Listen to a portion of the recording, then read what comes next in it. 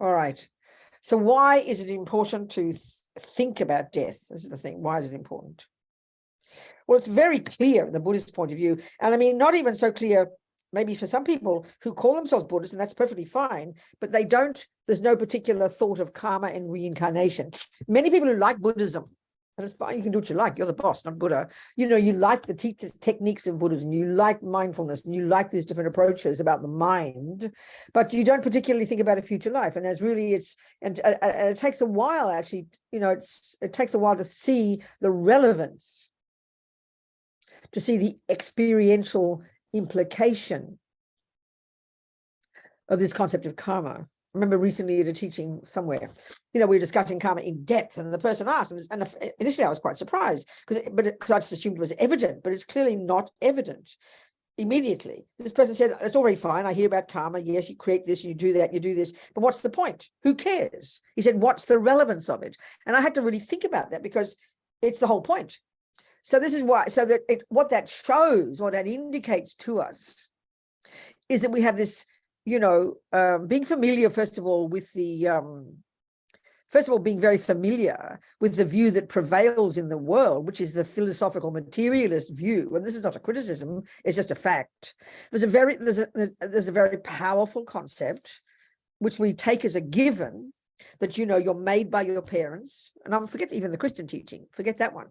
You're made by your parents, which means you have nothing to do with it. They decide they're going to make you, they plonk you on this planet, and then you do your best to live your life according to what you think is the best, and then you die. That's the view we have. And so to think that you then hear, well, you know what, Robina, you are the product of your past causes, not your parents. You still think, well, what's relevant? Who cares? Who cares about that? So when you think about it in terms of death, then it makes sense. Then it makes sense, the relevance of it. The relevance of the law of karma and this concept of reincarnation. So as Lama Zopa Rinpoche says in this book, you know, Rinpoche has been, of course, teaching on this over the years, all these years. And a few years ago, actually it was 12 years ago, 10 years ago, maybe, he was teaching in France at the Institut Vajrayogini in the south of France. And I was on another topic altogether. I mentioned this in the preface to the book because I happened to edit this book, put it together. So Rinpoche said that, you know, one of his disciples came, she's a friend of mine, doesn't say who she is, she came to see him and said that her old daddy, and I know he's about 90, he had died suddenly. And she said to Rinpoche, and I didn't know what to do. So I think Rinpoche was surprised because, and this is what's interesting point, I mean, she'd been a Buddhist for years and years and years, and many people are the same. We know all about death. We know about impermanence, this, that, then this happens. We know about the death process, blah, blah, blah. But I think because we have such a resistance to death, deeply ingrained, like a fear, no way we want to even think about it. We don't want to engage in it. And we think that if you do think about it too much, it means you're a depressed person. So even though we know all the theories, as she said, when her daddy died, suddenly she didn't know what to do. In other words, she hadn't learned to internalize basically the experiential implications of this whole process. So this whole book of Rinpoche's, it came out first from Wisdom. Some of you might have that copy, and it's called Enjoy Death, How to Enjoy Death or something. And it's kind of a red book with gold. It looks like a Bible. And that's actually not the best version to have. They changed the structure. But the later one came out a couple of years ago, a paperback. That's the one that I highly recommend. The other one is not helpful. It's just very confusing the way they've structured it. So the second one, it's a paperback. It's called How to Face Death Without Fear. And the main point of it is, okay, the whole way it's framed, it's when Rinpoche's student came to him and said this, he then changed tack. And for the rest of the teaching in France at that event, he talked about death. So the central teachings in the book are from that event, but they're also supplemented by other teachings Rinpoche's given over the years. So basically it was difficult to know how to frame all the information because you know, Rinpoche gives this advice all the time. And if you wrote it all down together in a simple form, it'd probably take 50 pages. You do this and you do that, you do this, these practices, these practices, these practices. And so it took a while to know how to structure the book. And actually 2/3 of the book are really the practices that he recommends. This, the mantras, the sutras, this sadhana, that sadhana. So actually 2/3 of the book, the bulk of the book, is the actual practices, and that's really the back matter in a sense. When the first third is Rinpoche's teachings, and the way it's been framed in the book is chronologically. I explain it in the preface. He explains, it's all explained chronologically. In other words, what to do when, So the first part of the book is the background, basically what death is, how it happens, why it's, sort of a background about karma, about impermanence, particularly also showing the actual steps of death, which is coming from the Vajrayana teachings, There's a chapter on the Pure Lands, all these different types of things. Then the next parts are the chronological order, what to do in the weeks and months before. And okay, the whole book too is framed, is written, it's advising us how to help our loved ones. The fact is, it's all about ourselves as well. But the book has to be written, has to be introduced to somebody. So if you're in bed dying, it's a bit hard for you to read this book and say, what do I do now? So obviously it's written for the person who's helping the dying, which is us. And then obviously it goes without saying, it's implicit that this information is also for oneself, to get ready for one's own death. So it's a really powerful way to be ready for your own death by helping others get ready for death. So everything's in terms of what to do to help your loved one. And that can include the mouse, the bird, the pussycat, the ant, any sentient being. And as Rinpoche says, he points out, if you want to help anybody in this life, actually, when they need you most is, in fact, at the time of death. Now, that's a big surprise if we have the regular materialist view. For us, it's the exact opposite. In fact, these days, more and more and more, in the medical profession, among people's views, with our animals, with our grandmas, there's now the approach, to even hasten death. Because somehow we assume, well, the life is over. What do you mean when they need you most is that death? It almost seems like a contradiction. And of course, that's reasonable if you have the philosophical view that when you die, or your grandma dies, when the bird dies, when the ant dies, it's over. That makes complete sense. It makes complete sense. And in fact, the whole concept of euthanasia, like I always point out, we give fancy Greek and Latin names to things, but it means killing somebody, basically. Euthanasia is choosing to kill somebody, and it usually means with a good motivation. I mean, otherwise it's called murder, isn't it? It's called murder, which usually means you did it out of anger, or if it's called compassion, it's called euthanasia, So that makes sense. And if you think of it logically, if it is true now, let's say it's a fact, not a belief. If it's a fact that Buddha is mistaken in his assessment, in his view, in his observation, that consciousness is not physical. If the Buddha's teachings are mistaken in their observation that the consciousness doesn't continue after you leave this body, then euthanasia is a very intelligent thing to do. I agree with it. It's very sensible. In fact, if you start to suffer, you could ask the question very brutally, well, what is the point of life? There isn't any if you're just going to sit there suffering. Please kill me now. And that more and more is the view that seems to prevail. And of course, it's framed in terms of human rights and so on and so forth. So of course, we do have the right. We have the right to kill ourselves. Absolutely, we do. Nobody says we can't. I mean, nobody's the boss. There's no view about a creator in Buddhism. There's nobody up there going to, there's no punishment and reward in Buddhism because there's no punisher and rewarder. So there's no person whose permission we need to kill ourselves, if you put it very bluntly. But the Buddha's view, of course, is, and this is one that is the background to all of these teachings, is this idea of karma, this Buddha's view of karma and reincarnation, and Buddha's view of what the nature of consciousness. So the Buddha's view, as we all know, but this is the basis of all these teachings, right? And of why it is important at the time of death, that's when the person needs you most, is that the consciousness came into this birth at the time of conception, and there was a very clear process that went on before that determined how come you ended up in your mother's fallopian tube, Your consciousness ended up there, and that's how you get reborn. And then, of course, that starts at the time of your previous death, which from the Buddha's point of view I'm going to go into this, which from the Buddha's point of view was a few weeks, not more than 7, a few weeks before the first moment of conception. And the first moment of conception from the Buddhist perspective, and this is all from the Vajrayana teachings, the first moment of conception is when your consciousness from before, not labeled Robina yet, due to various causes from before, which is the death process, and of course that's exactly what we're going to be describing, that caused your consciousness to find its way, not randomly, very specifically, in the fallopian tube of your mother, where it joined the egg and the sperm of your father. That second, those 3 come together, that's the beginning of this person called Robina. It's the beginning of the person, right? Generally speaking, they say it occurs, the beginning of you occurs when your consciousness from before enters the, we say it's the fallopian tube. I presume it's the fallopian tube. I don't know much about that, where it joins the egg and sperm and that's what causes that egg and that sperm or whatever it is to not go down the toilet like with the rest.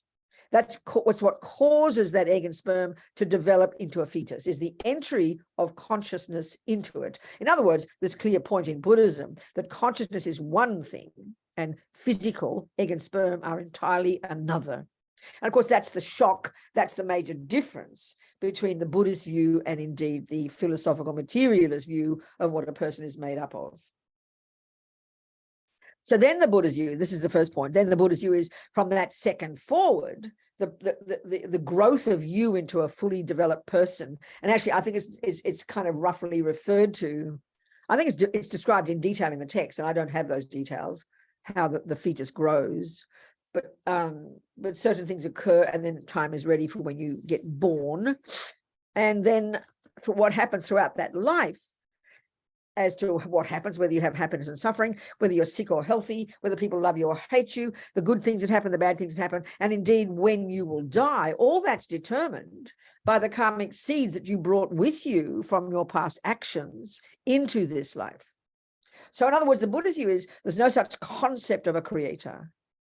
Now you can use the word God. Lots of people use that word God, and they don't always mean a creator.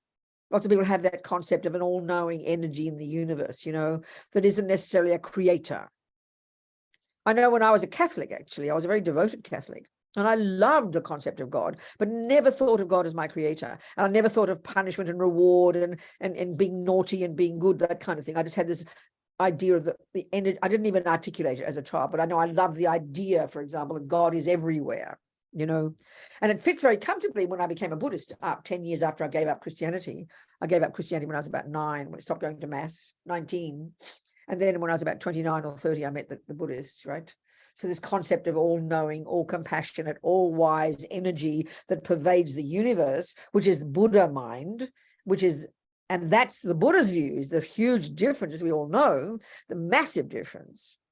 That energy of all-knowing, all-seeing, all-compassionate, all-wise, which is what's called God in Christianity, or others might just call it God, some all-knowing energy, that is called Buddha in Buddhism, and every consciousness possesses that potential. This is the massive difference. You can't say that as a Christian. That would be the worst sin of pride, to say that you become God. You can say Christians say they become oneness with God. They become, in fact, sometimes some Christians talk about sin as the things that you do against God's will that separate you from God. And then by doing God's will, you become oneness with God. That's a lovely concept. But you don't actually say, I become God. Whereas in Buddha's view, there's no concept of God in that sense, but it's very similar energy to the way Buddhism would describe Buddha, the energy of Buddha, a fully developed being. Everybody, Buddha says, has that potential. In fact, I always quote that time. I always mention this a lot. Years ago at the Catholic University in Melbourne, I was asked to give a talk at a conference. And I looked up the dictionary, what's the definition of God?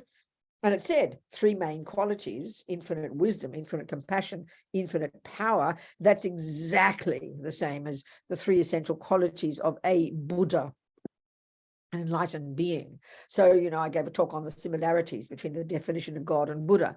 I'm not sure if the Catholics liked it, but never mind. But the massive difference is Buddhism doesn't have any concept of giving that energy a job of being a creator. We don't need creating. Why? Because we create ourselves. That's the hugest, massivest, no such word, difference between the Buddhist religious philosophical views and the Christian and maybe the Muslim religious philosophical views. We're not the handiwork of someone else. That's really what's implied by this concept of karma.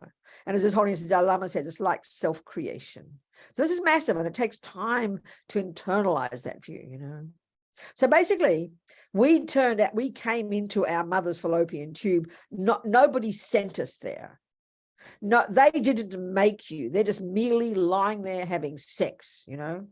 But due to very strong karmic connection with those particular parents from past lives, strong history with each other, due to other karmic conditions ripening at the time of death, which of course we're going to discuss, all of those conditions came into being. And then as your consciousness left, it then found its way, when mummy and daddy hopped into bed, to their egg and sperm. And then you live out your life experiencing the fruits of the karmic seeds you planted in your mind from your previous actions. I mean, it's a very nice idea, actually, you know, but it means you are a producer of yourself, which means everything you think and do and say leaves imprints or seeds or tendencies or programming, which is not an interesting, not a bad concept. Buddha would like that. We know very well, like I always use this example, when you practice piano, when you practice math, you're basically programming your mind with that habit. I mean, it's not rocket science. That's why you become a good mathematician, a good musician. We understand it. It's called learning something. Well, that's the Buddha's view about morality and good ethics and bad ethics. However you act, think, feel, speak, behave is this process of producing the person you become.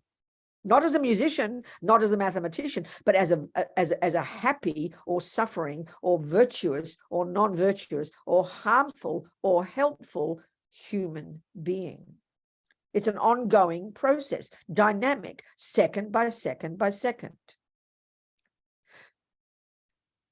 So everything that arises in our life, so there's 4 ways that our past actions, karma, just a shorthand, ripen in the present.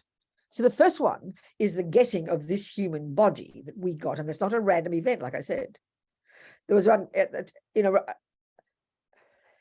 roughly, I'm going to discuss what happened at the time of death. There's roughly one point in particular here. We're going to go into it all in more detail later. So at the time of our past death, not more than a few weeks before the time of conception in our mummy's fallopian tube, a particular karmic seed.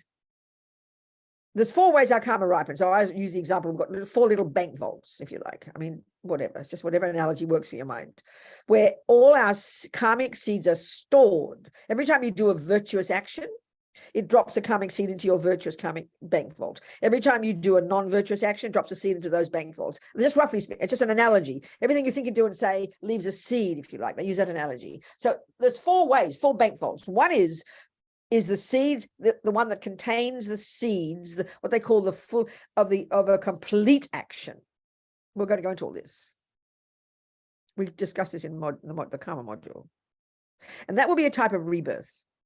So for us to go to a human mother's womb, that has to have come from a very strong, intentional action of non-harming, in particular, non-killing. That's one of the most powerful virtuous actions, to consciously, intentionally decide, I will not kill. So, and there's particular conditions that have to be in place for one of those seeds of non-killing to then leave a virtuous karmic seed in your main bank vault, such that at the time of your death, not more than a few weeks before you found your way to your present mother's human fallopian tube, that karmic seed would have been triggered.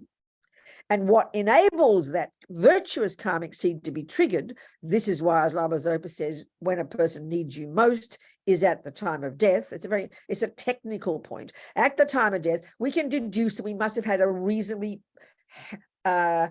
peaceful death. So death in general, as Lama Zopa points out about it, is one of the major fears we all have, just primordial fear, you know. And this is the main cause of why there's so much fear at that time, is because of this enormous attachment, which we're going to go into. And of course, because it's attachment to this person, this body, more than your family, more than your anything, but primordial, deep primordial instinct. And this is way beyond concepts. The dogs have got it, the ants have got it, creatures have got it from habit. And of course, taking the Buddha's view, we've died 1,000,000 times. We've died countless deaths, but we don't remember it. But the instinct of it, the memory of it is deeply implanted. So this fear is very powerful. So this is why at the time of death is when you need to help your pussycat, your mummy, the ant, help them be peaceful and virtuous. This is the essence of all the advice Rinpoche is giving. The bottom line is, at the time of past death, we can deduce, because one of our virtuous karmic seeds of non-killing was triggered, the proof of that is you get a human body, that must have been triggered. And for that to be triggered, the mind needed to have been peaceful and virtuous. And that's not a natural thing.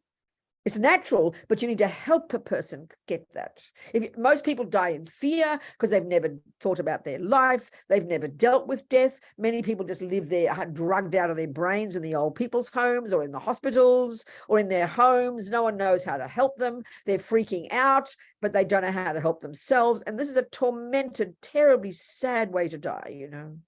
The most precious thing you can do to a person, and this is what we're going to discuss, all the different methods we can use to help a person who's sick, old, and or dying, you know.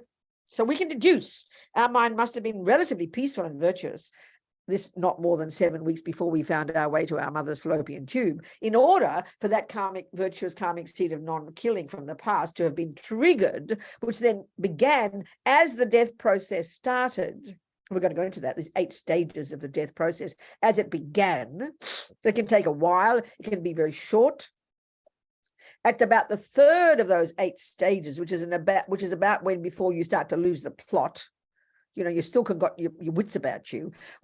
At that point is when the conditions come together, and the karmic seed that will determine your future life, in our case, in this life, a human one. And so that must have been that condition of our being fairly peaceful at that time would have been the condition that catalyzed, that enabled one of our own virtuous karmic seeds of non-killing to be triggered.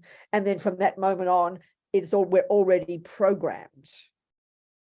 Maybe in a few weeks' time, by the time we leave the body, and then we go in this intermediate state in between lives. And then when my mummy and daddy hopped into bed, or wherever they hopped, that was the time when finally that karmic seed that was triggered of mine was activated when mummy and daddy hopped into bed, and I ran like a magnet, and I joined that egg and sperm in my mummy's fallopian tube. So it's very interestingly laid out, very technical.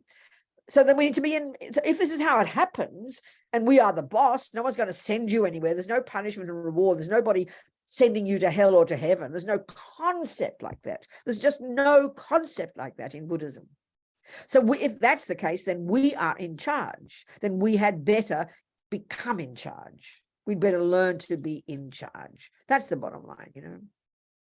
So one of those karmic seeds would have been triggered to get the human body.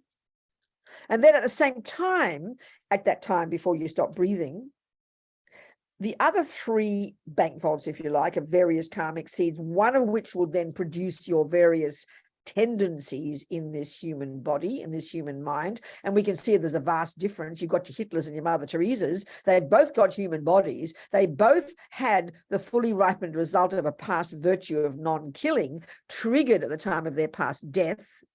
And they both went to a human mother's womb. Well, that's about where the similarities end, isn't it? The next 3, one is your tendencies, and we can see pretty clearly from Mother Teresa and, you know, Hitler, pretty much, just speaking in a cliched way, he had a bunch of negative, ridiculous imprints, and she had a few virtuous ones. So we can see there's the difference, the tendencies in their mind. And they did not get these from their own mummy and daddy. That's the massive difference between the Buddha's view and the philosophical materialist view, or indeed the Christian view. but they're your own tendencies, from your own past practices. So the second bank vault, all those seeds will be triggered, ready to, give the personality to this person when you pop out of your mummy's womb. The third lot are called experiences similar to the cause, and they're all the seeds that are planted in your mind from your past actions in relation to others. So all the things you've done to help other people, all the nice things you've done in relation to sentient beings, generosity, kindness, forgiveness, helping people, loving them, being, all that, they will ripen as a similar type of experience with those very sentient beings in this life that you're now going to play out as you pop out your mummy's womb and start to meet people. And all the things you've done and the various experiences you have in this life where people have harmed you, have hurt you, have gone against you, they are also the fruit of your past actions, They're called experiences similar to the cause. They're the actions that you experience at the hands of others, basically. We all know we're very social creatures. Lots of people like us, are kind to us, loving, generous, supportive, forgiving, and people are mean, ugly, harmful, and the rest. We can all see that. Every one of these experiences is the fruit of a particular karmic seed planted in the past that's called an experience similar to the cause. And then the fourth lot of karmic seeds, all of which are being catalyzed at the time of your death, are they're called environmental karma. This initially seems a bit abstract, but the more we understand the Vajrayana model of the universe, it makes sense. Maybe we'll have time to describe this. So it's the very way the actual physical world impacts upon you. So some people we can see are born in a war zone. So that's the environmental result of their own past violence and negativity. They're actually born surrounded by violence, full of fear. You're born in a beautiful place, where the things grow nicely, the air is pure, the food is delicious. That's not just some accident. That's the fruit of your own past non-killing actions. It's all very specific. It's very interesting. So everything we experience in terms of the environment, everything we experience at the hands of others, everything we experience in terms of our own tendencies, and even our own physical body, main cause of all that, each individual sentient being. We are the creators of ourselves. That's the thing that really distinguishes, I'd say, the Buddhist view from the Christian one, the Muslim one, the materialist one, etc., etc., etc. And in the Vajrayana model, it's dealt with in the Tibetan Buddhist tradition, is studied in great depth. And it's coming also not just from the Sutra teachings, but from the Vajrayana teachings. And so if it's true, you are the product of your own past. And if it's true, you will produce your own future. Honey child, you'd better be in charge. It's sort of obvious, That's the experiential implication of having the view of karma and reincarnation, and therefore the logical reason why we need to understand the process of death and be ready for it. Meaning give up attachment so you can be ready for the next life, So that's the overview. So of course, here, like I said, the book is about how to help others in this way. And there's so much we can do to help others. So, like I said, the book is a bit of a background first. Then there's all the chronological order of what to do the weeks and months before your loved one dies. Then it's the closer to the next section is what to do at, closer to time, and then what to do at the time your loved one dies. And in that chapter, you go through the different scenarios, what to do if your loved one dies at home, what to do if your loved one dies in hospital, what to do if your loved one dies in an accident, what to do if your loved one gives their organs. There's different scenarios. And so the advice is the same, but it's all just framed slightly differently. So we know how to navigate it all, And then, as I said, 2/3 of the book is all the different practices. And because these practices are done at different stages, like, for example, Lama Zopa, when he gives his teachings, he says one of the main practices to use is medicine Buddha. Well, he says it to use that weeks and months before. He says to use it the day before. He says to use it at the time you stop breathing. He says to use it the 3 days after. He says to use it in the 49 days after. So when you have a book that's chronological, you've got to keep repeating. Now, one of the practices to do at this point, medicine Buddha. One of the practices to do at this point, medicine Buddha. So you don't keep repeating the same practice in the book. You have it in the back where you can refer to it. So, we decided to number all the practices. So there's like from 1 to 87. 87 different practices, that are just all there for you to refer to. Rinpoche gives the advice, and then it says in brackets 87. So you turn to page 8, the practice 87 or 54, and then there's your practice, So it's all structured like that. It's a handbook, basically, very practical handbook. So just the reading of it, the thinking about it, is what already alleviates some of the fears we have. Okay, so that's the kind of overview. We're going to go over this over the 3 days. So what are we? Okay, are there any questions? Not specific, because we're going to go to details, but are there some broad general questions here about the concept of karma, about anything in particular? Just ask me. If you do have any questions, you may write your virtual hand or write it in the chat. And people ask, did I post the things in the chat? The text from Venerable? Yes, I did. They are in the chat. I will repost them as well again. So any questions, please feel free to ask. Raise your hand. Hi, Venerable Robina. It's Kimberly. It's Kimberly. Oh, hello, darling. How are you? I'm all right. How are you? Good, sweetheart. Very happy to hear you. Is your arm healing? My arm is healing a little bit. Yeah, there it is. Oh, good. Healing. Wonderful. Please look after it. I have a question. So obviously I'm going to die. And so now at my advanced age of 56, say I come to the realization that I'm a bit of a jerk. So I don't want these tendencies to come with me. That's so right. Can I redeem myself? Well, see, in a way, this is the point. In a way, once you know about the view of karma, I mean, we've talked about this already, but it's a good question that you ask. This is the entire point about this concept of impermanence, and that whatever we think and do and say programs us. I think we can see from our ordinary life, habits are very strong, but I think we all got confidence that habits, as we say, habits die hard, but it's logical that we can change habits.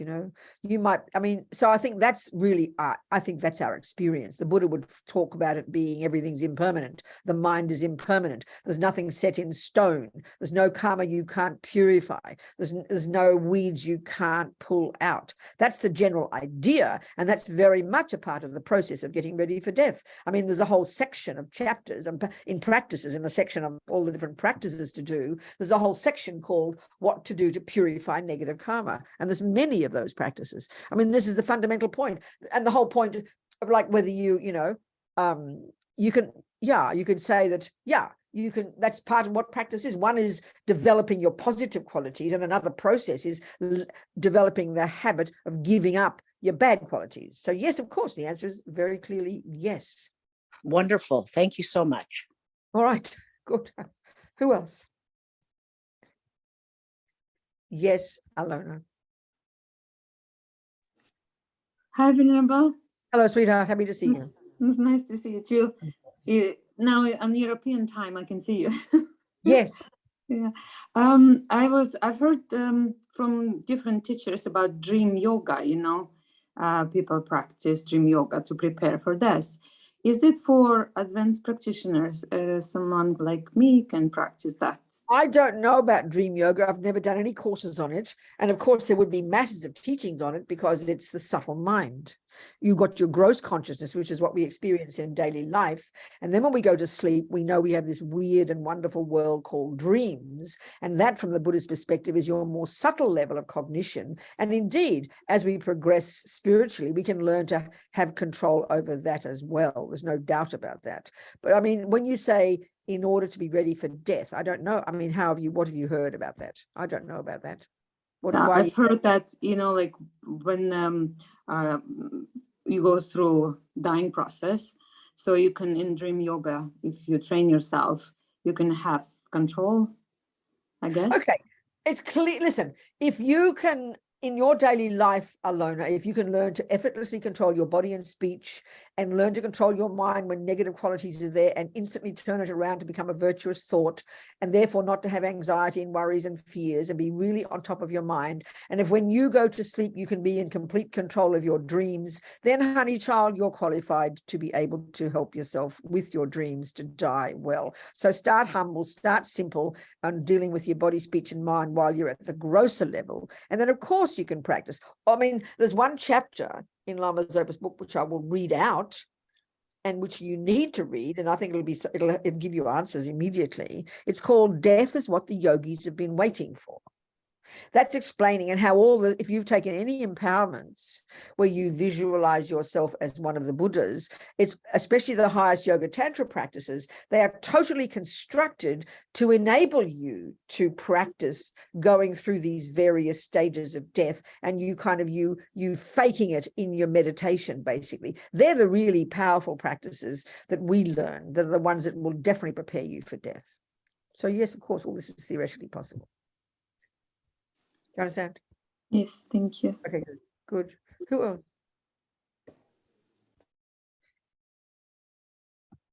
That's it? Okay.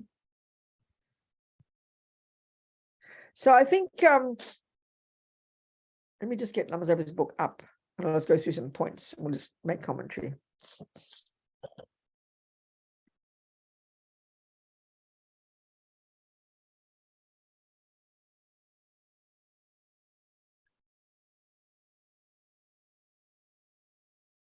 Okay.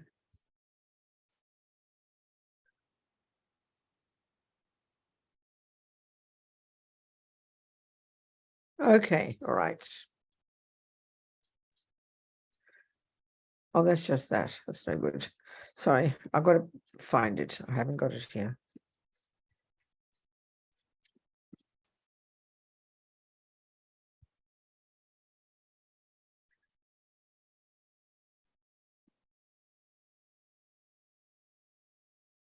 Death.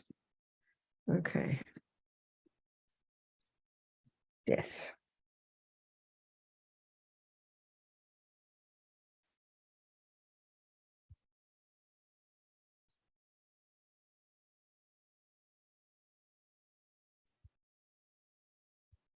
I'll find it.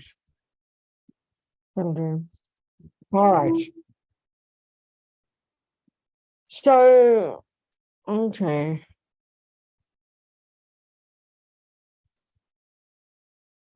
So basically, the first part one, how to think about death and reincarnation. So the chapters, what happens after death? Everyone dies, so there's no need to be afraid. Death is easy when we've given up attachment.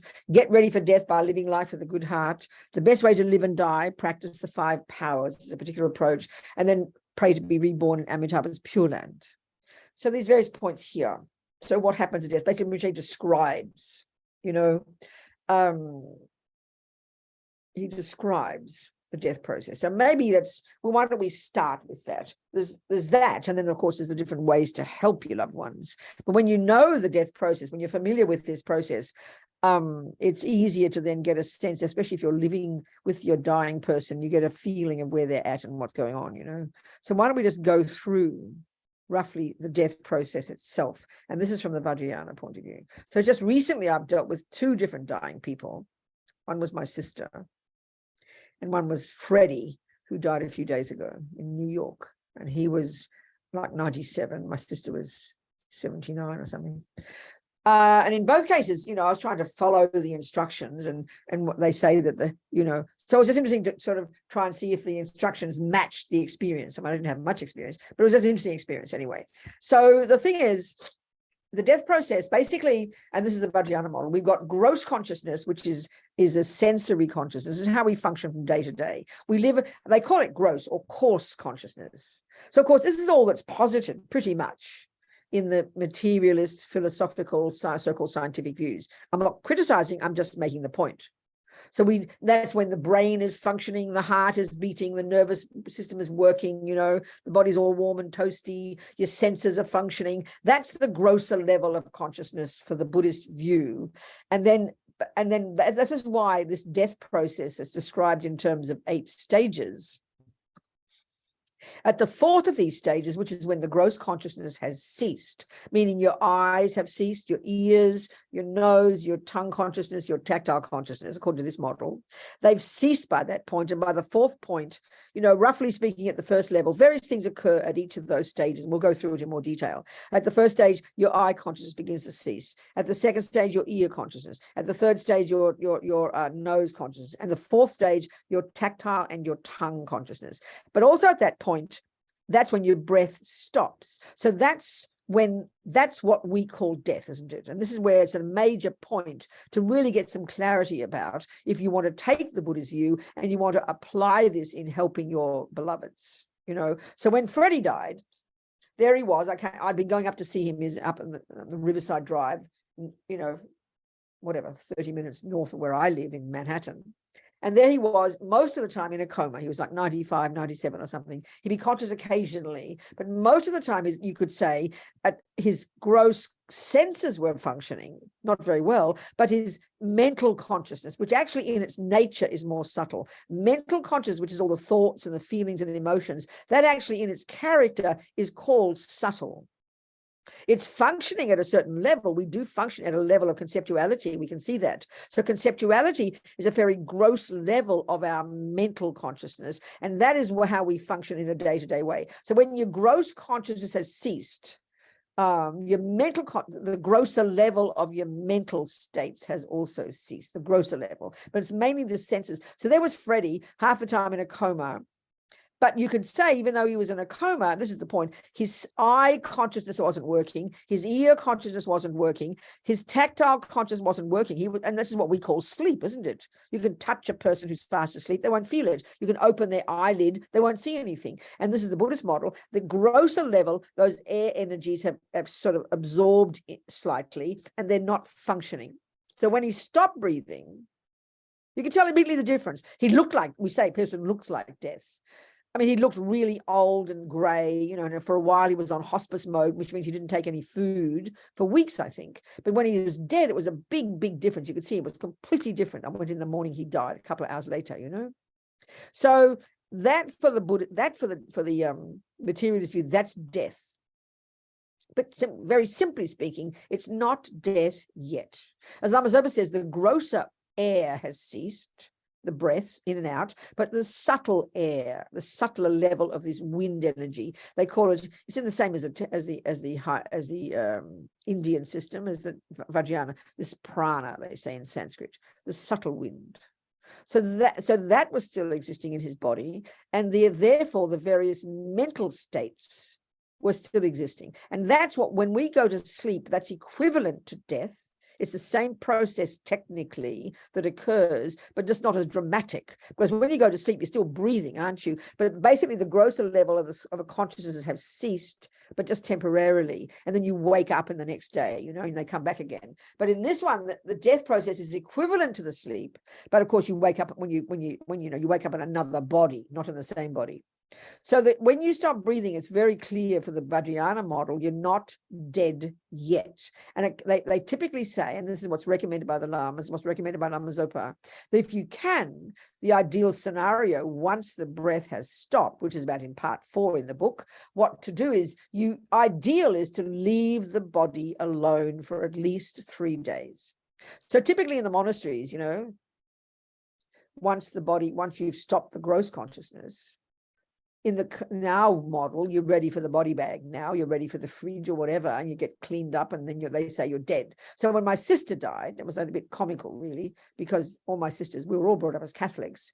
None of them has a religious philosophical view now. And so when they told me my sister had died, I was going to Australia anyway, but the Qantas put me on a flight 24 hours earlier, and because my sister fell down the stairs, and she wasn't dead yet, but she was basically brain dead. So they kept her breathing with the machine. And basically I said to them, can you please leave the machine on for another 24 hours? Because I want to be with her, because from my mind, her consciousness was still there. But for them, they said, Robina, she's dead. I said, I know she's dead, but do you mind please leaving her breathing? So they were very kind and kept her in the hospital. And then we all sat there with her, and I'm trying to sort of do prayers and everything. But I mean, I didn't want to be too obvious about it, because they don't particularly care about my view, but they're being polite to each other. There are 6 of us, so we're all bossy. So they try not to boss each other. So there where they were, it was like a bit of a joke, really. I joke about it, not criticizing, because Jan was a fanatic Sydney Swans football fan, right? This is team since she was like 4. She even wrote her memoir, her love affair with the Sydney Swans. I mean, she's hilarious, you know. So she wore, and their colors were red and white. She had red and white everything. She'd dress up. I mean, it was like incredibly funny. It was wonderful. It was wonderful. It was her great love of her life, was the Sydney Swans. And so my sisters and my brother, at the time before we decided to stop we decided to pull the plug, you know, to stop the breathing. They all sang the Sydney Swans, you know, team song. And I'm trying to sit there saying, "Oh, money, pay me hung in Jan's ear," right? Trying to be holy about it. But it was interesting. We all managed with our different views, you know. So they didn't mind. So when they pulled the plug and Jan stopped breathing after about one breath, because she was not viable, you know. So as far as they're concerned, she was dead. So they all left. And I had then about 3 or 4 hours, I was able to sit with her in the hospital. The hospital asked me to go after that. So then what I did was this is the point about the advice. So if you've got 3 days, then great. In the monasteries, even they will do a rotation of monks and people 24 hours a day for 3 full days in the room doing prayers and things, leaving your loved one quiet. Many of my friends do that, you know, and you just leave the body there. And you do lots of practices because the consciousness is said to be there up to 3 days. It can leave sooner, you know, and then you don't need to keep the body if you know with confidence the mind has left the body. There are ways of judging, you know, so that, you live for 3 days. But as Lama Zopa says in each of his sections, if your loved one dies at home, if your loved one dies in hospital, home is the ideal when you can have control over the process. But in hospital, you can't expect the hospital to give you a bed for 3 days, you know. So even in this hospital, it was not a hospital, it was an old people's place.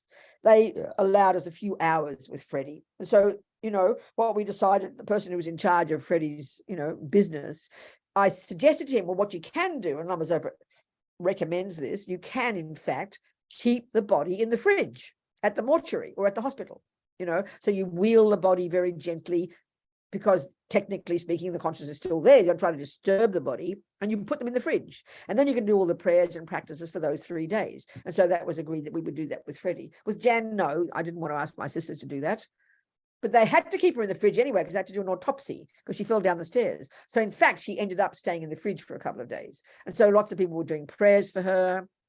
And I was very happy about that. So I'm just chatting away here, okay? So when the breath stops, which is the 4th of the 8 stages, that's what's called death in the modern world. And this is what's interesting. I've discussed this, and I'm sure some of you might have heard me say it. But when I did this book, edited Rinpoche's teachings, I read this book, of parts of it, by an American journalist called Nick Teresi, and it's called The Undead. And he's a very funny fellow. He's a medical journalist in America. So it was all about, I forget what he called the book. It's a hilarious book, actually. He's made lots. It was very funny. He's very funny. And all the difficulties and obstacles and problems now and contradictions in the medical profession because of people's experience now of giving organs. So, you know, in other words, they're discovering that people aren't dead when you thought they were. They come back to life when you thought they were dead. And that has always been in reports for centuries. In every culture, there are reports of people coming back to life, as we say. But now it's quite a vivid thing because, you know, you got your mummy lined up there, ready to give her organs, and she damn well comes back to life. It's most inconvenient. And so it was really interesting because he'd done a lot of research. It was very fascinating. And he joked about it. And the book is called The Undead. It's not about zombies. This is his title. It's very fascinating. What was interesting was he had a lot of interviews with different religious views about what happens at death. But unfortunately, he didn't ever interview a Tibetan Buddhist. So he had nothing about this. And I keep thinking I'd write to him and give him some books to read, but never mind, I never did it. Because that really does explain a lot of things that I would suggest others don't explain. But never mind.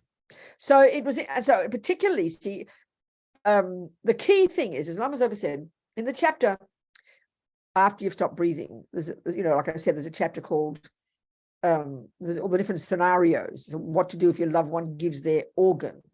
So in this one, I asked Rinpoche various questions, you know, can it disturb? One of the questions is, does it disturb the mind? Because we all know in the materialist view, this is what's from The Undead, once you've stopped breathing, you're technically dead, and then they keep you all toasty and warm, and they keep your heart beating with machines, isn't it? So you look like you're alive, you're warm. I mean, when they kept Jan breathing, her body was warm and toasty from head to toe. She was breathing, and they, as far as they were concerned, she is, as my sister said, Robina, she's dead. But from the Buddhist point of view, and as Lama Zopa points out, if a person is able to breathe, and I'm adding this piece, if the body stays warm, that's because consciousness is present there. Not gross consciousness, but subtle consciousness. That is by definition for Lama Zopa. In other words, if their consciousness had actually left, using the Buddhist model, and if you try to put a machine on to keep them breathing, they will not breathe. There has to be subtle consciousness still there in order for you to enable them to breathe and have their heart beat and all the blood flow around, etc., etc. So the only reason from the Buddhist perspective that can happen is because the consciousness is there. If the consciousness weren't there, you couldn't have it breathing. It wouldn't be warm and toasty. The heart wouldn't beat. So in other words, the Buddhist view is necessarily consciousness is there as long as you're able to keep the person artificially alive. But that's not the view in the West, is it? And that's why he had a whole chapter on people. He's an atheist himself, and he always cracked jokes about these things. And he had a whole chapter on people reporting what they call out-of-body experiences while they were on the operating table. Ordinary people who get anesthetic, you're put into unconsciousness, and then you have an operation. And lots of reports, and this is quite well known, of people who have a vivid experience of the feeling is you're floating above your body and you're observing what is going on, and people report what the doctors talked about. They report all the jokes the doctors cracked. They report about the music they listened to. And most of the time, as he said in the book, people don't take it seriously. No, not possible. But he did quote one particular example of one woman who had to have such a radical procedure that from the medical point of view, there was no way she could have any consciousness at all. But she reported, so they basically had to stop all her major organs, and she couldn't be conscious from their point of view, but she reported the most vivid out-of-body experience. So the doctors, you can't argue with this. You just can't argue with such experience. You understand? It's not possible.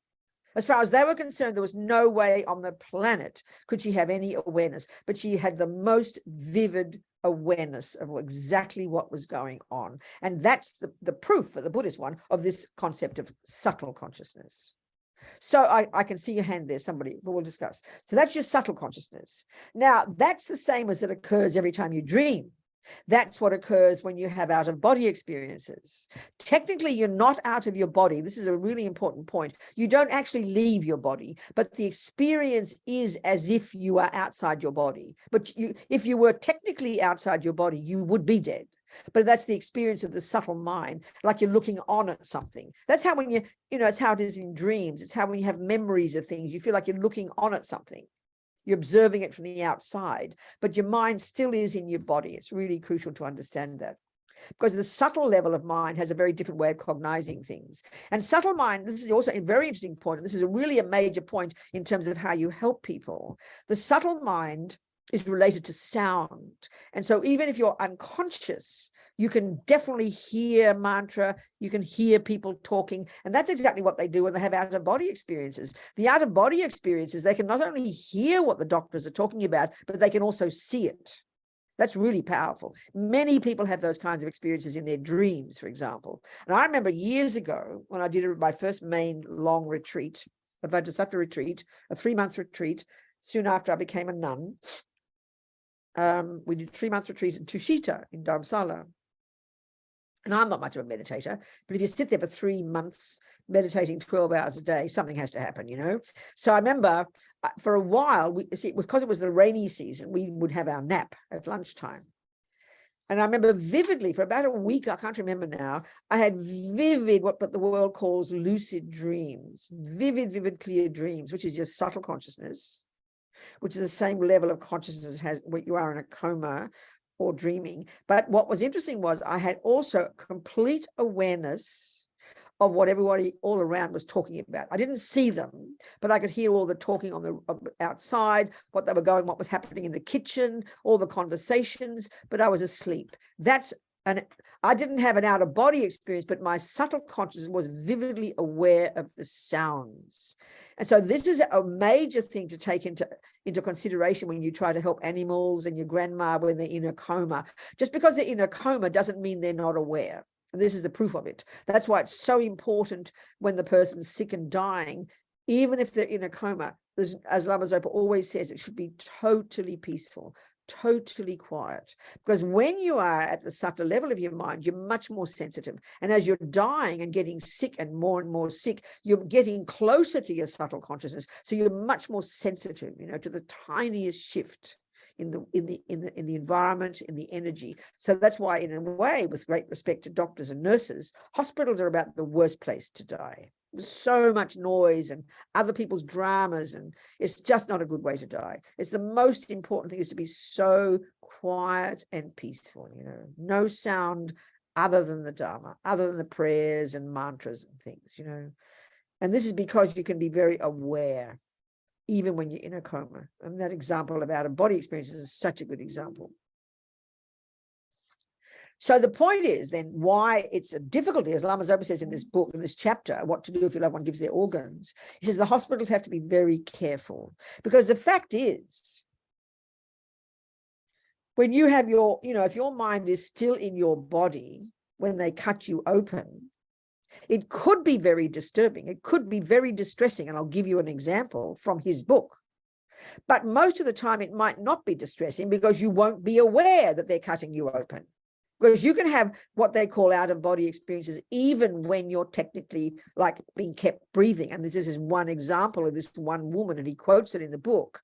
The nurse who was monitoring the heartbeat, this woman was so-called dead, She was kept breathing, but her subtle mind would have been there because she was still breathing. But as far as they were concerned, she's dead. She'd given her organs, so she's on the operating table. And the nurse noted that the moment they got the circular saw to cut her open from head to toe, her heart went from 100 to 200 beats a minute. And the author joked and said, I wonder what a dead person has to be anxious about. But that, for me, is an indicator that she was having what they call an out-of-body experience, that she was conscious. She was observing them with the circular saw, and she knows she's still alive, and she's freaking out. Why don't they realize I'm not dead yet? Well, that's when it's really distressing. And the reason is this. First of all, Lama Zopa, in that chapter, he praises hugely the practice of giving organs from the point of view of the person's motivation. Because when you die, to die with a happy mind and a virtuous mind is the best. So to have a pure motivation and want to give your organs to help others, then this is a marvelous way to die. He said it's such a special way to die. But then there she is, at the time she stopped breathing. She's not dead yet because they keep her breathing, so her consciousness hasn't left the body, but a virtuous karmic seed was triggered about that time, or would have been ready to be triggered, but because she's got a good motivation. But there she is on the hospital table, and let's just say that heart going to 200 beats a minute is an indication that she's aware of it. That could freak her out completely, and then because she's freaked out, that would activate a negative karmic seed and cause her to get a suffering rebirth. And that's the danger. That's the only danger.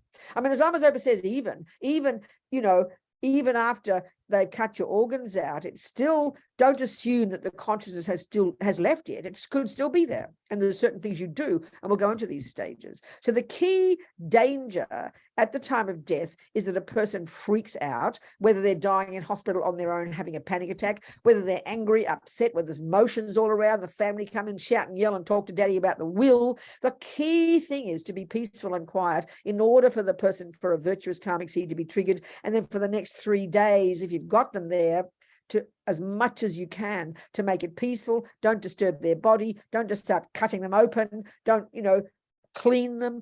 For at least 3 days, or until you are certain the consciousness has gone. The key thing is to keep them peaceful and undisturbed. Why? Because otherwise it could trigger a negative karmic seed, which will then give them a suffering rebirth. That's the bottom line. That's the essence of it. That's the essence of all the advice in the book. So I think that's about as much as I'm going to say today.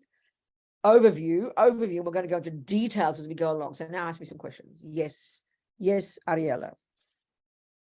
Good evening, Venerable. Good to see you. Long time.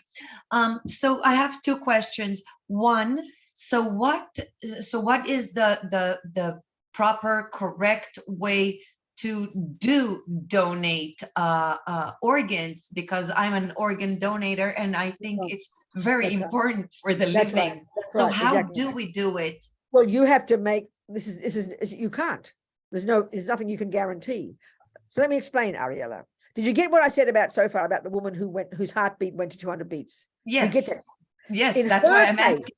So what I'm saying is you can't guarantee that when you're on the operating table, you also won't have an experience of observing this happening. And because you don't know, you just know you're still you. And if you have this kind of out of body experience because your subtle mind is there and you observe them cutting you open, it would freak you out. And that is the one danger. So you can't guarantee that won't happen, but you also can't guarantee that it will happen. So all you can do is know that could be a danger, and that is the danger for you, that it could cause your mind to forcefully leave the body and you'll take a suffering rebirth like an animal or something. That's the danger, but you can't guarantee any of that. You can't. So to be sure, it will be difficult. You can't guarantee. You have to decide what's best. Do you see my point? You get the point? Yes, unfortunately, yes, because I thought that it's such a good thing to donate organs, you know. Wonderful thing to do. It's wonderful, absolutely. That's the danger from the Buddhist point of view. That's all. So maybe the more we practice, that we get to that moment, if it happens to us, to understand that we have to let it go. That would be very advanced. Yes, yes. If you're a very advanced practitioner, but I would suggest. Yes. Another approach, and I'm not telling you to think this way, there's other ways of helping sentient beings. That's all. There's many ways, you know. I mean, giving organs is very special, but, you know, from my feeling is I'd be more than happy to give my, you know, cranky old body when it's dead to the medical school. So people who are, yeah, that's right. There's many ways. That's my second priority. In my will, the first one is to donate to the living.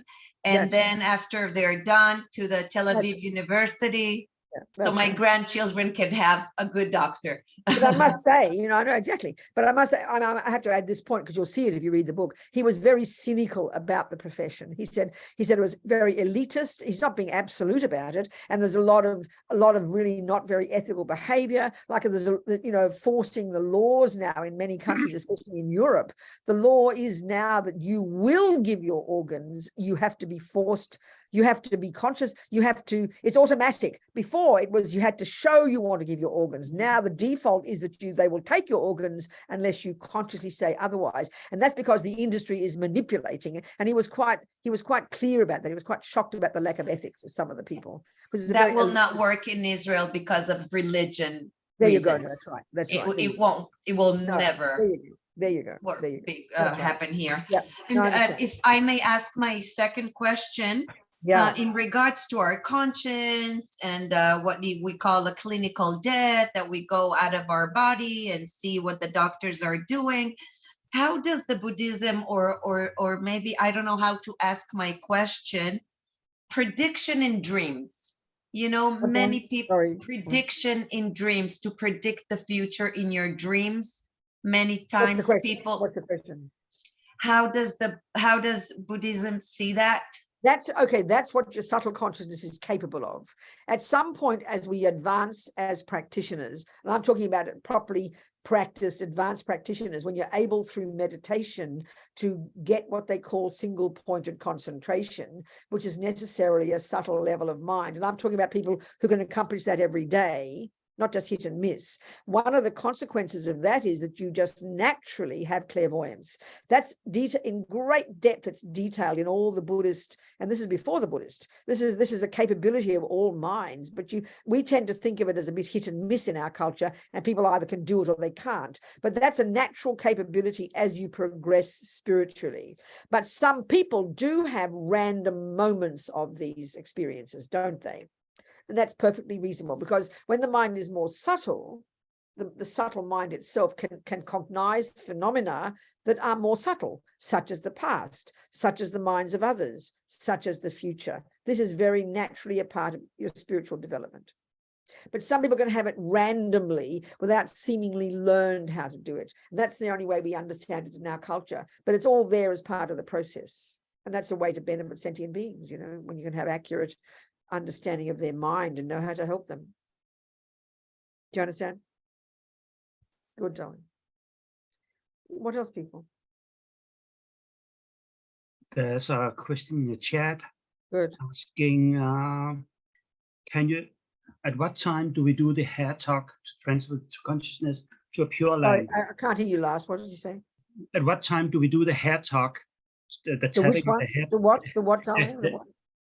The question is the hair talk tapping. I don't understand those words last. Can you please show me the words or spell those words?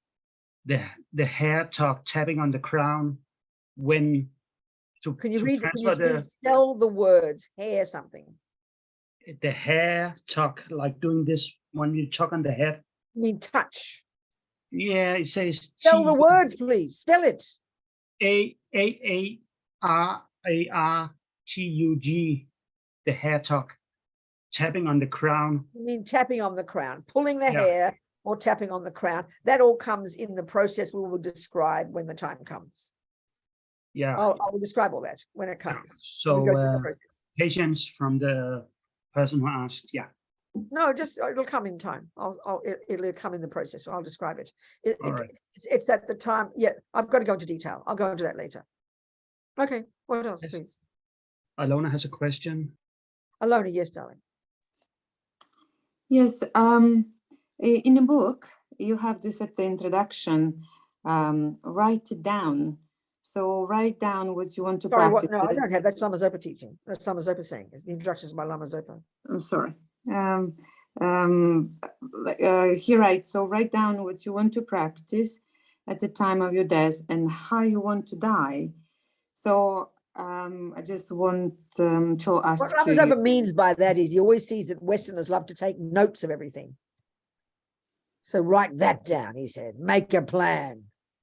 That's all he meant, broadly. Make a plan.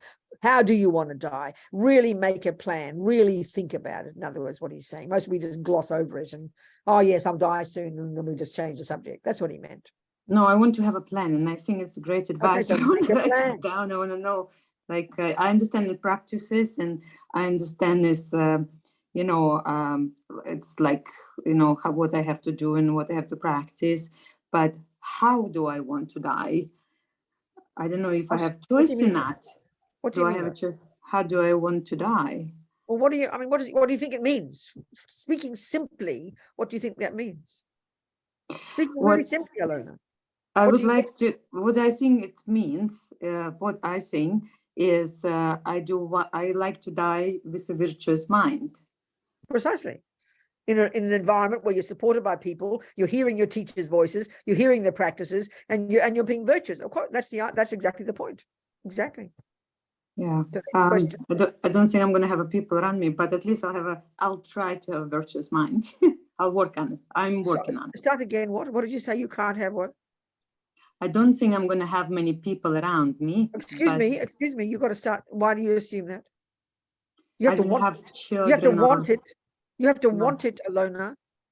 You're not clairvoyant. You can't see the future. You have to want it. Okay.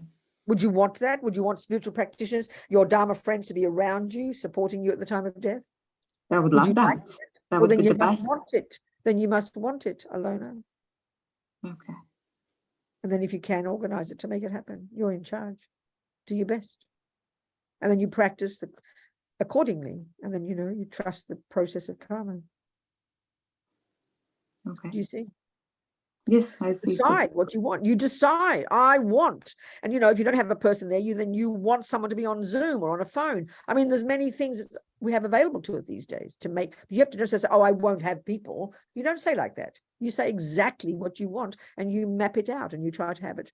And then even if you don't, you have to say it. You have to be clear. It's important. Do you understand? Yes, I Good. understand completely. Good. Wonderful. Thank you. Who else, people? Who else? Yes, Madina, talk to me. Yes, hello, Venerable. Thank you. Yes. Glad to see you Yes. again. Yes.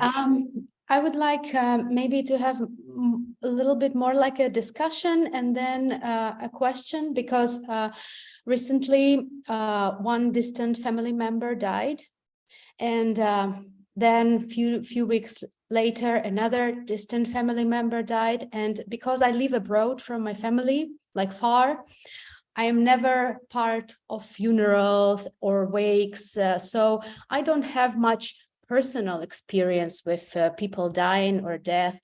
But being a Buddhist for a couple of years, I contemplated, I listened to your teachings, I read books about karma, everything. And once I was again, after that second family member died, I did my death meditation, 9-point death meditation. I thought it was a nice thing to do for me, maybe for him also, and then speaking out mantras and everything. And then a very vivid experience was about me like dying, even though like I contemplate all these theories. Yeah. That now experientially, I thought I was very clearly, my conscious was talking to myself, and perhaps it was this ego grasping, like, come on, you're not going to die. What was the dream? You said you had a dream, right? Did you have a dream? Is that what you're saying? A dream? It was an experience during my meditation. Oh, okay. What was the experience? I mean, just so if we can discuss it.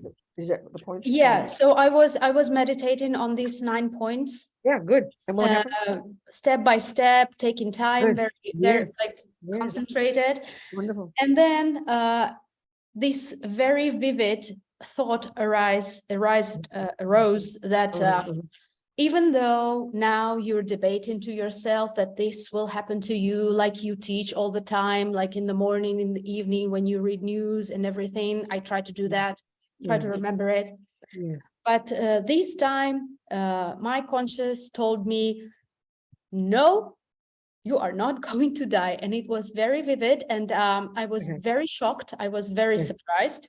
Okay. So you always tell us to practice one step at a time.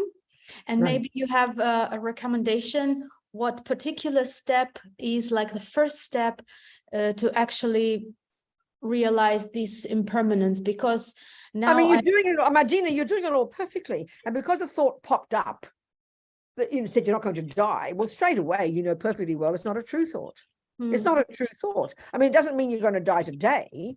And it's completely, but I mean, very simply, however vivid it is, whatever that experience was, whether that was, you're going to win $1 million in the lottery next week, or whether it was Bill will come and kill you tomorrow, or whether it was you will not die, you've got to listen to that thought, wherever it came from. And then you think, well, is that truth or is it not? And it's very simple. It's not truth. So you just simply, it's just something popped up, and obviously you're practicing and you're doing all the steps. So I would just say, then you reply to it, well, a lot of rubbish. Of course I'm going to die, and then keep moving. I mean, there's nothing special. You will die. This is fact. Do you agree with that though? Or you think it's not true? Yes, I do agree. Okay. I try to imagine this happening, try to have darling, just keep moving. You're doing everything perfectly. And it's just whatever it was. I mean, sure, it's just probably ego grasping popping up, just, because we don't want to know about it. But I would say that's nothing wrong. It's perfect. There's nothing more to do. Just keep practicing. Just you're doing all the steps perfectly, the way you just described. You're doing beautifully. Okay. Laugh at it. Just laugh at it. It's clear. All right. And then another thing is that again, practicing all this, I start to feel very anxious about this actually this moment when death will come, and this next rebirth, because more and more I've been thinking about how good my life is right now, how fortunate I am having the Dharma, having such a good peaceful life, and that there is again no guarantee, no control over the next rebirth, and maybe this is the reason why this my consciousness, my mind refusing this idea of dying. No, it makes sense. I think, you know, I think the depth of our attachment, the level of the depth of attachment that we have to ourself and so on and so forth is way, way, way more subtle than we can even try and imagine. It's very, very deeply instinctive. So then for me, it's a good sign that, you know, this voice shouts out, you're not going to die. And even some fear arises. So you don't get carried away with it. You don't buy into it. But the fact that you are sincerely practicing, which is marvelous, because it is true, you will die. But the real benefit from that has to be, and that has to also be your response when the fear rises, the response has to be, well, then I'm going to keep practicing. I'll just have to keep practicing because there is no other choice. It's like, you know, if you're driving a car very fast and you know how to drive a car and you're racing. And if you're driving in a big race on a freeway, like if you're a racing car driver, you'd have to have incredible confidence, because the fact is you could be smashed at any time. You know that theoretically, or even just driving a car on the freeway, we have to have the confidence that you're not going to crash. If you started having fear that you could crash, you will give up. You will not be able to drive the car and you'll get smashed in 1 minute. So it's really a powerful thing to know that you are driving. I mean, the driving on a freeway is really scary. If you think about it, all those cars at 120 kilometers an hour, 6 lanes in a row, it's a miracle we don't crash more often, actually. But on the one hand, you've got to know that you could crash at any minute, but then you at the same time, you have to have such confidence that you can drive, you know the rules, you'll keep your alertness, and you're going to stay alive. You can't guarantee you won't crash. Well, the same here. You can look at your life. How incredible. Delight in the virtuous karma you must have created. Continue to want to create that virtuous karma. Have confidence in the process of karma. The fear will arise, and don't buy into the fear, because it's true. You don't have guarantee until you're highly advanced, but all you can do is keep knowing what you know, keep practicing Dharma, keep nourishing what the seeds you've got already, keep moving. That's the only consequence from it, the courage that has to come from it. It has to be that. It has to be that. Are you seeing my point? Yes, I do. Thank you so much.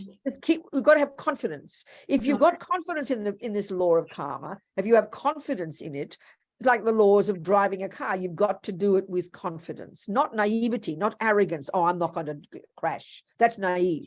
But don't be overwhelmed by the logic that you could crash. No, it's a fact that you could crash. That unlikely things happen. It's a fact. But you don't get that. You don't let that overwhelm you. That's the point. So you keep practicing every day, rejoicing in your virtue, rejoicing in your goodness, rejoicing that life is so nice. Be so happy about that. And then think, do I want more of this? Yes, please. So keep creating more of it. That's the learning from it. All we can do is do that, darling. Yeah. You understand? Right. Yeah. Thank you. Very encouraging. Thank you so much. Well done, darling. Thank you so much. Okay. Who else is there? Lars? Any questions, please feel free to ask anything. Whatever is here for our sake, so please ask. Okay. Any question? Otherwise, we just sit and we do a little, we're not going to do a death meditation. We just do a meditation on our mind, okay? No, we just do a little, I'll just say a couple of thoughts based on what Madina said. That was very helpful.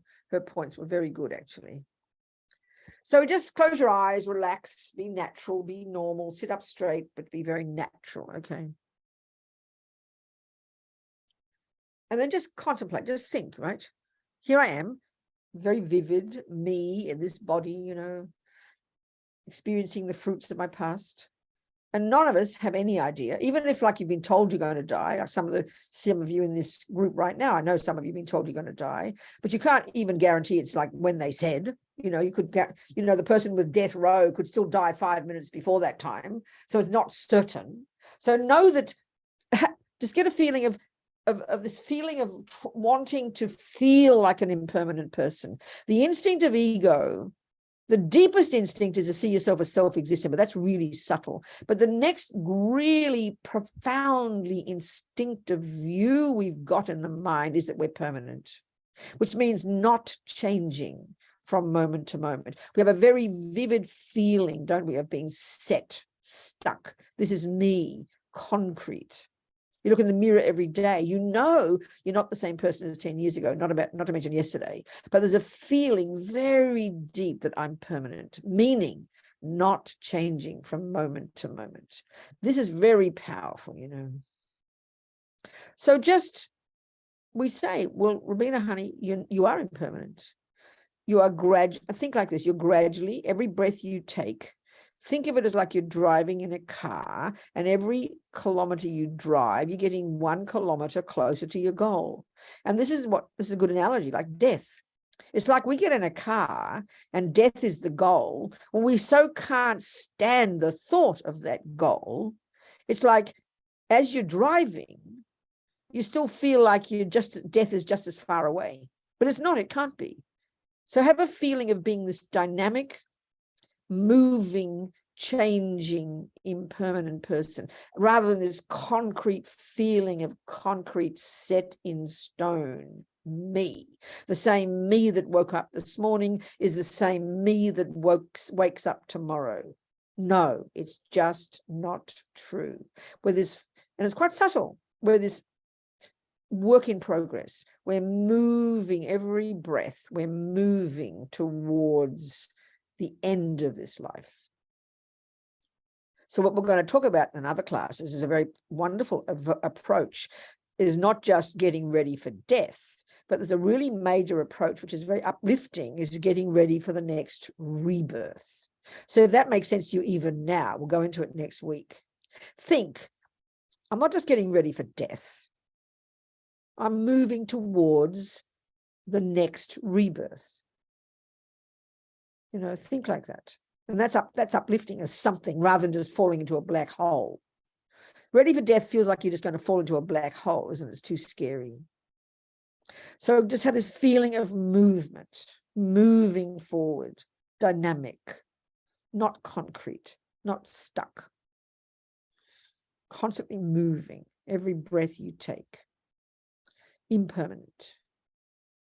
And so I think I must make the most of every second. Watch my body, watch my speech, watch my mind, do some practice every day, purify, create a bit of virtue every day, and then think I'm molding my mind. So this is the movement. I'm molding my mind into a virtuous, happy, ethical, compassionate person. That's the person I want to become. That's my nature. Have confidence. Have confidence. So when you go to sleep tonight, as you hit the pillow, there's different things you can do, You think one day closer. You can think one day closer to the next rebirth. You can think one day closer to Amitabha's Pure Land. We can go into all these things. So it's optimistic, This will be another shape of you. Another form, another shape, but it's you continuing. You can never die. You can never cease. It's not possible. Just take different shapes and forms. So make me more relaxed about it. But the fear is very primordial. It's very deep, and it's good to touch it occasionally, but don't be overwhelmed by it, because it's a wake-up call. The learning is just keep moving, keep practicing every day, every second, with a happy mind.